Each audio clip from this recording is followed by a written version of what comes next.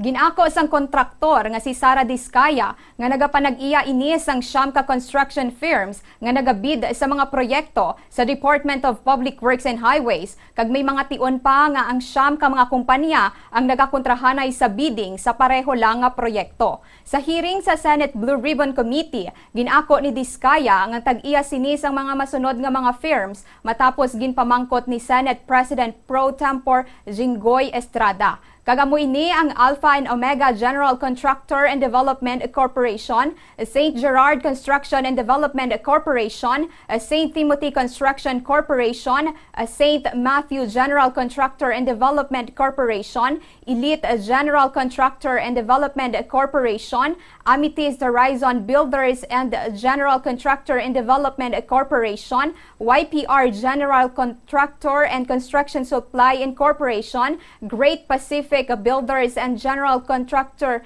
Incorporation kag ang Waymaker One Person Corporation. Si Discaya ang nagtambong sa hearing bilang presidente sang Alpha and Omega. Ginpunto man ni Estrada ang mga tag-iya sang pila ka mga kumpanya nga naangot ang mga Discaya ang mga magaparyente man lang nila ukon empleyado. Halimbawa ang St. Timothy Construction ang iya hinablo sa isang mga Discaya nga si Roma Angeline Rimando. Ang Elite General Contractor ang iya sang pakaisa ni Rimando nga si Marie Tony Miligrito. Ang Amethyst Horizon Builders, iya sang empleyado sang mga Discaya nga si John Brian Eugenio. Ang Waymaker One Person Corporation naman, iya sang pinakamagulang nga bata nga lalaki sang mga Discaya nga si Gerrard William. Ang bana ni Sarah nga si Pacifico amo naman ang tag-iya sang St. Gerrard Construction, St. Matthew General Contractor, kag Alpha and Omega General Contractor. Si Sarah naman ang tag-iya sang YPR General Contractor, kaga Great Pacific Builders. Meron bang pagkakataon yung siyam na pag-aari mo ng construction company, meron bang pagkakataon na sila naglalaban sa isang bidding, sa isang kontrata? Hindi po. Sigurado ka? Pag makakuha ako ng record sa DPWH na si St. Timothy, si St. Gerrard, si Alpha Phi Omega, sino pa?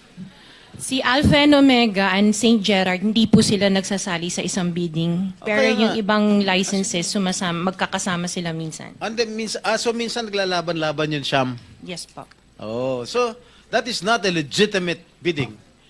Dahil yung Siyam na yon na naglalaban-laban sa isang award sa isang kontrata, iisa lang ang may-ari.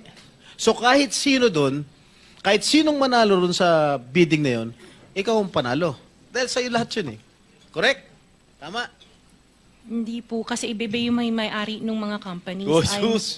Kasi sabi I'm mo just lang concerned with Alpha and Miss Omega. Discaya, Opo. kanina, sinabi mo Alpha Phi Omega lang ang sa'yo. Opo.